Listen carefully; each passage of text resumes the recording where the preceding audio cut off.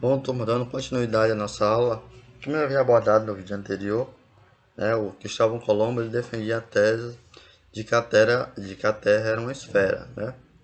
Ele defendia também, como eu falei, as Índias eram um território muito, de certa forma, desejado, tanto pelas especiarias como outros elementos. Então, Cristóvão Colombo defendia que que ele poderia chegar às Índias fazendo essa volta de circunferência em torno da Terra, que seria uma rota mais rápida do que as rotas dos portugueses contornando o continente africano.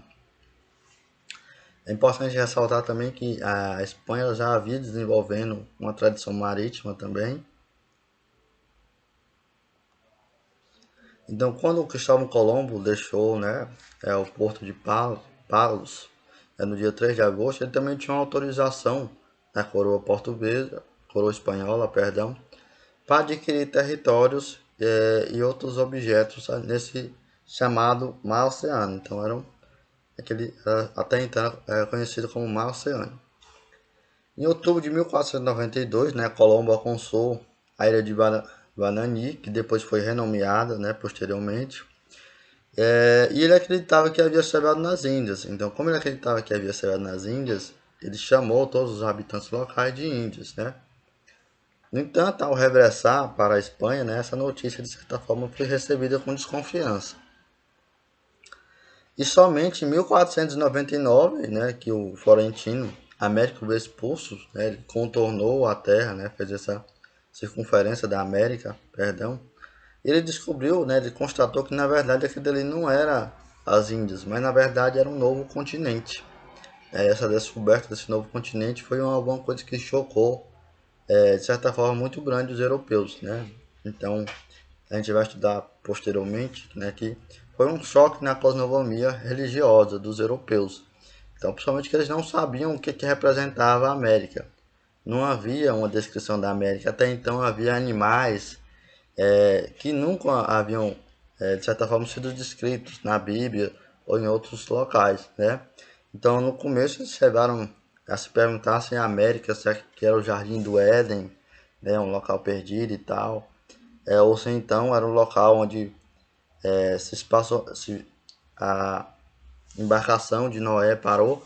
Então existiam várias teorias, Então a relação dessa descoberta desse novo continente, ela causou um abalo muito grande, somente naquela Europa que era uma Europa muito religiosa, só que havia também passando por algumas transformações.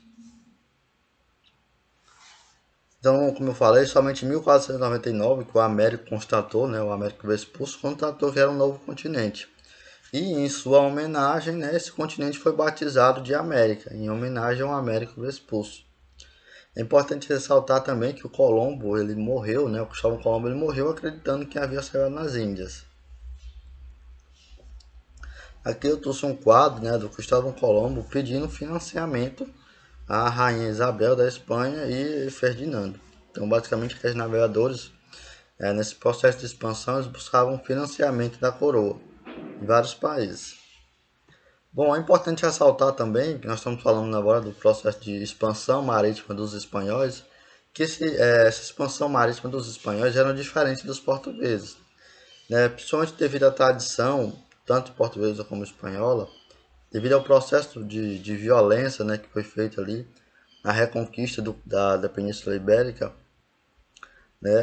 Além de ser muito violento o processo de expansão marítima espanhol, ele também tinha outras especificidades, que era basicamente colonizar, pilhar e carregar. Então, essas são algumas características que marcavam essa expansão marítima espanhola. Então, no século seguinte, apesar de Portugal ter saído à frente nesse processo de expansão marítima, a Espanha se tornou o cabo alto de tudo, porque além de descobrir um novo continente, depois ela também descobriu grandes quantidades de ouro nesse local. Então, como eu falei, o projeto de colonização, ou seja, de expansão, de conquista desse novo território da América, foi marcado pela grande violência. Violência porque isso já havia desde o processo de conquista da Península Ibérica. Como eu falei, a Península Ibérica, onde estava localizado tanto a Portugal como a Espanha, durante muito tempo ela foi conquistada pelos muçulmanos ou pelos mouros. E foi nesse processo de reconquista, um processo muito violento, que ali você teve a reconquista da península e você teve também a independência de Portugal. Então, devido à violência desse processo de reconquista da Península Ibérica, a Espanha ela tinha uma tradição de violência, ou seja, a colonização do continente americano foi feita basicamente com essa ideal de violência, né, de massacre e também de pilhagem. Então, o objetivo deles era somente, não somente ocupar aquele território da América, mas também pilhar ele. Né? Então, foram atrás de ouro, de tudo que pudesse ser de certa forma vendido. Aqui eu trouxe um mapa, né, que mostra alguns conquistas espanholas, né, Cristóvão Colombo, as datas e também as rotas de algumas navegações.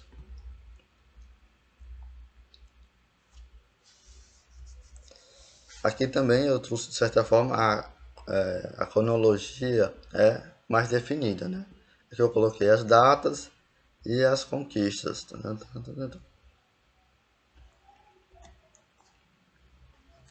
Bom, como eu falei, então você tinha esses dois países que eram pioneiros. Você tinha a Espanha e você tinha Portugal. Então, basicamente foram os dois países que foram pioneiros.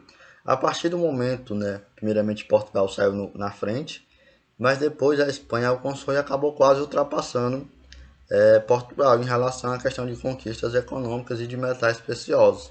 Ou seja, a partir do momento que você tinha esses dois rivais no processo de expansão marítimo, começou a ter uma rivalidade igualmente nas divergências entre esses dois países. Então, para de certa forma contornar essa situação ou o acirramento dos conflitos que você estava tendo entre esses dois países, foram assinados vários tratados que estabeleciam relações mais harmônicas.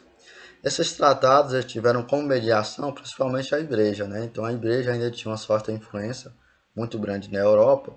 Ela basicamente ela fazia a mediação e também sancionava essas decisões que eram tomadas. Então, em 1493 você tem o primeiro acordo, de certa forma, que é o Papa Alexandre IV, que era um Papa espanhol, né? Ele estabeleceu os limites de cada reino, ou seja, a partir de uma linha imaginária, né, aquele território além dessa linha seria dos espanhóis e do outro lado seria dos portugueses. Então essa linha localizava-se a 100 léguas do território das ilhas, da ilha do Cabo Verde. Então, a 100 léguas depois da ilha do Cabo Verde, aquele território pertenceria, né, à Espanha. E tudo que tivesse antes daquela linha pertenceria aos portugueses. Então, você tem aqui primeiro essa primeira linha, né, que foi estabelecida pelo Papa, e que você tem a ilha do Cabo Verde. Então, essa linha ficaria a 100 léguas do Cabo Verde. E tudo que tivesse depois dessa linha seria da Espanha. Tudo que tivesse antes dessa linha seria de Portugal. Com esse tratado, né, Portugal acabava, de certa forma, defendendo o continente africano da Espanha, mas de certa forma ele também sentiu que poderia estar perdendo, porque poderia haver outros territórios além, nessa região sul, né, desse novo continente.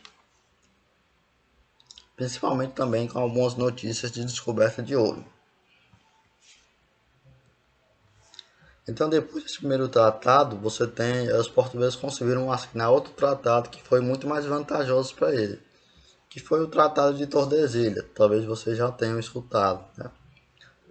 Bom, com esse novo acordo, essa linha imaginária deixava de ser de 100 léguas e ela se estendia 370 léguas para o oeste da linha de Cabo Verde.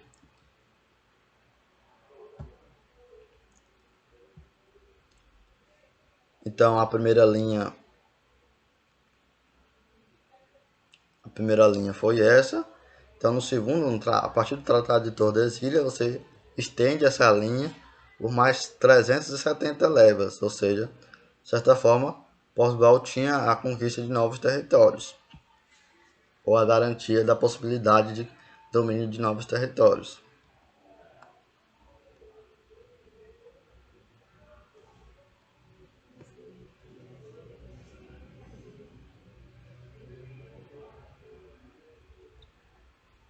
Então, aqui você tem um mapa, como eu falei, né? De certa forma, Portugal, assim como hoje você tem os Estados Unidos como detentor, como país que tem grande influência sobre o mundo, naquele período você tinha